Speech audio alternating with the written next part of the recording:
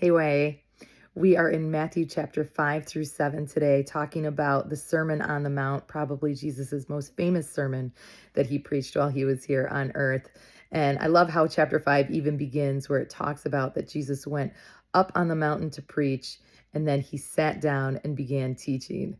And it just reminds me of how Jesus, after his resurrection, went up on the mountain and he was ascended to heaven and then seated at the right hand of the Father, where he remains today interceding for you. So I just love that picture. Don't forget to read over every word that is in the Bible, because the Lord will reveal new things to you each time you do. In chapter 5, he's talking a lot about the Beatitudes, about being salt and light. And all of the things that he's talking about throughout all three of these chapters is really focusing on the heart. When he's talking about the Beatitudes, he's saying, blessed are the poor in spirit. Blessed are those who are meek. Blessed are the peacemakers. Blessed are the pure in heart, for they will see God.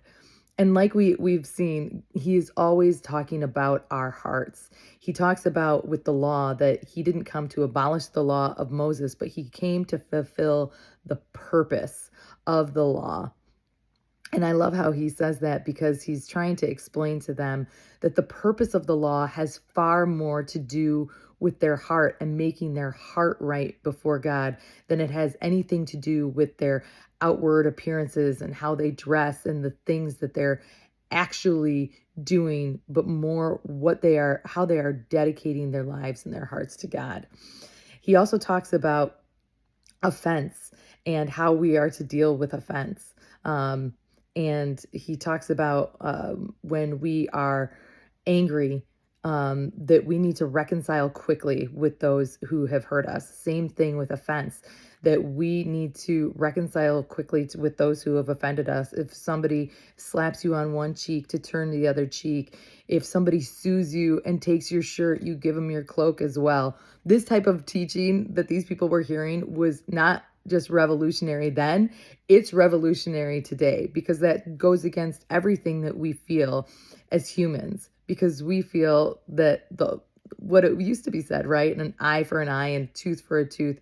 But now it's kind of like, hey, if somebody takes my eye, I'm going to take both of their eyes. I'm the type of retribution that we are taught according to the world standards is not grace and forgiveness. And that is all about what Jesus was teaching.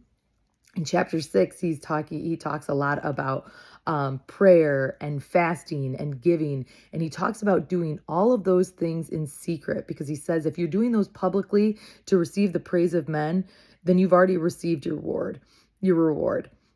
He said, because your Father in heaven knows what you need even before you ask him. And then, of course, he gives the beautiful example of the Lord's Prayer, and talks also a lot about forgiveness, and says, you will be forgiven to the extent that you forgive.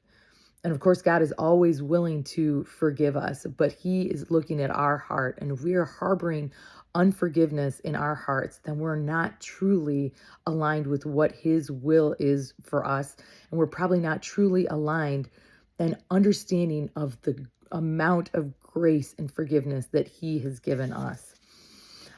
Chapter 7 has a lot of really, really great verses in there. And one of my favorite verses is Matthew 7:7, where he says, keep asking, keep seeking, keep knocking, because those who ask receive, those who seek find, and to those who keep knocking, the door will be open to you.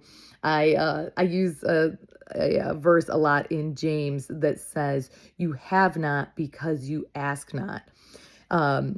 And more in chapter 7, it talks about that God is a good father, and he wants to give his children really good gifts, but he wants us to ask him. So I would encourage you guys today to read the Sermon on the Mount in Matthew chapter 5 through 7 and look at it through a different lens, and look at how God is always after your heart.